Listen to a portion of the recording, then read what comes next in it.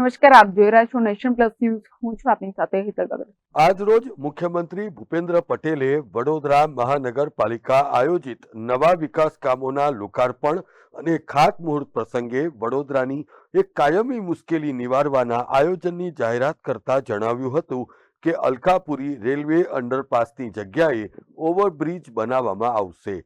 અત્રે ઉલ્લેખનીય છે કે અલકાપુરી ગરનાળા ઉપર ઓવરબ્રિજ બનાવવા માટે વડોદરા મ્યુનિસિપલ કોર્પોરેશનના પદાધિકારીઓ દ્વારા છેલ્લા 2 વર્ષથી મથામણ કરાઈ રહી હતી, પરંતુ રેલવે વિભાગ દ્વારા ઓવરબ્રિજના નિર્માણ માટેની મંજૂરી આપવામાં આવી નહોતી.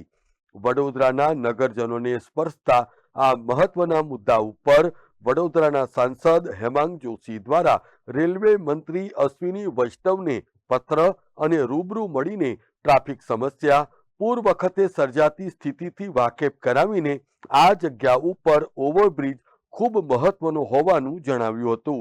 તારીખ 13મી સપ્ટેમ્બર 2024ના રોજ ડોક્ટર હેમાંગ જોશીના આ પત્ર અને મુલાકાત એ ફળદાયી નીવડી છે. રેલવે મંત્રી અશ્વિની વૈષ્ણવ દ્વારા અલકાપુરી ગરનાળા ઉપર ઓવરબ્રિજ બનાવવા માટેની મંજૂરી આપી દીધી છે, જેની જાહેરાત આજ રોજ મુખ્યમંત્રી દ્વારા નગરજનો સમક્ષ કરાઈ છે. અલકાપુરી ગરનાળા ઉપર વરસાદી ઋતુમાં પાણી ભરાવાને લીધે નગરજનોને ભારે હાલાકીનો સામનો કરવો પડતો હતો, જે સાંસદ ડોક્ટર જોશીની રજૂઆત અને રેલ મંત્રીની મંજૂરી બાદ નાબૂદ થઈ જશે. શહેરની ધોરી નસ સમાન અલકાપુરી ગરનાળાની ઉપર ઓવરબ્રિજ બનાવવાની મંજૂરી બાદ હવે એ દિશામાં કાર્ય શરૂ થશે.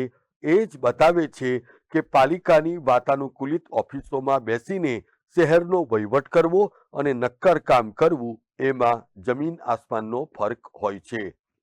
Bureau report, Nation Plus News, Vadodara. સમાચારોનો સતત અપડેટ મેળવવા માટે અમારી નેશન પ્લસ ન્યૂઝની યુટ્યુબ ચેનલને સબસ્ક્રાઇબ કરો, બેલ આઇકન દબાવો અને જોડાયેલા રહો ફેસબુક, ઇન્સ્ટાગ્રામ અને ટ્વિટર પર.